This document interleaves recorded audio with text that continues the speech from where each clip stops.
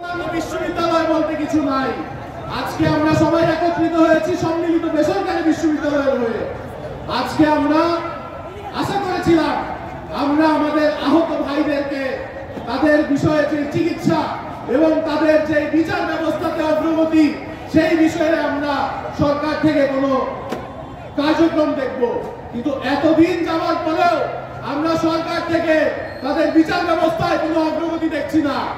আজও যারা আমার ভাইকে আহত করেছে, যারা আমার ভাই বোনদেরকে মেরেছে, তারা রাস্তায় রাস্তায় ঘুরে বেড়াচ্ছে। আজও আমাদেরকে হুমকি দেওয়া হচ্ছে, আমাদের মেরে ফেলার জন্য হুমকি দিচ্ছে।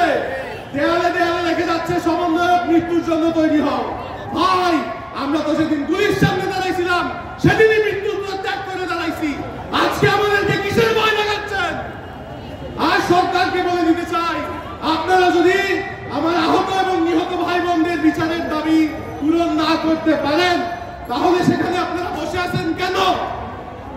আজকে আমাদেরকে বিভাজিত করার জন্য ডান বাম, এই দল সেই দল, এই বিশ্ববিদ্যালয় অমুক বিশ্ববিদ্যালয়ের নাম করে বিভাজনের রাজনীতি হচ্ছে।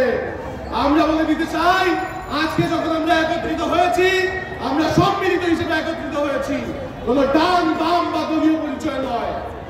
আমি আবারও বলে দিতে চাই, জুলাইয়ের যে গণঅভ্যুত্থানের প্রক্লেমেশন, সেই প্রক্লেমেশনের দ্বারা আমাদের প্রক্লেমেশন জারি করতে হবে এবং নতুন সংবিধানের মধ্যে জুলাইয়ের গণঅভ্যুত্থানের কথা উল্লেখ থাকতে হবে। শুধুমাত্র জুলাইয়ের গণঅভ্যুত্থানের যারা যোদ্ধা রয়েছেন তাদের জন্য ইন্ডেমনিটি জারি করলে হবে না। ইন্ডেমনিটি জারির পাশাপাশি আমাদের সাংবিধানিকভাবে মুক্তি দিতে হবে।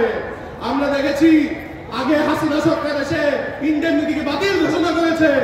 যারা ৭১-এ যুদ্ধ করেছিল, ৭৫-এ মুজিব বিরোধী দাঁড়াইছিল, তাদেরকে সে ফাঁসির কাঠগড়ায় নিয়ে আসছে। আমরা এর পুনর্লিখন চাই না। আমরা দেখতেছি বিভিন্ন শক্তি আওয়ামী ফ্যাসিবাদের সাথে আবার হাত মেলাচ্ছে, তারা আবার একত্রিত হয়ে ছাত্রদের বিরুদ্ধে দাঁড়ানোর চেষ্টা করছে। আমি সবাইকে বলবো, এই দুঃসাহস দেখায়েন না। ক্ষমতার মস্তদে থেকে হাসিনা টিকতে পারে নাই, আপনারাও বেশি দিন দাঁড়ানোর মতো অবকাশ পাবেন না। ধন্যবাদ সবাইকে। ইনকিলাব জিন্দাবাদ।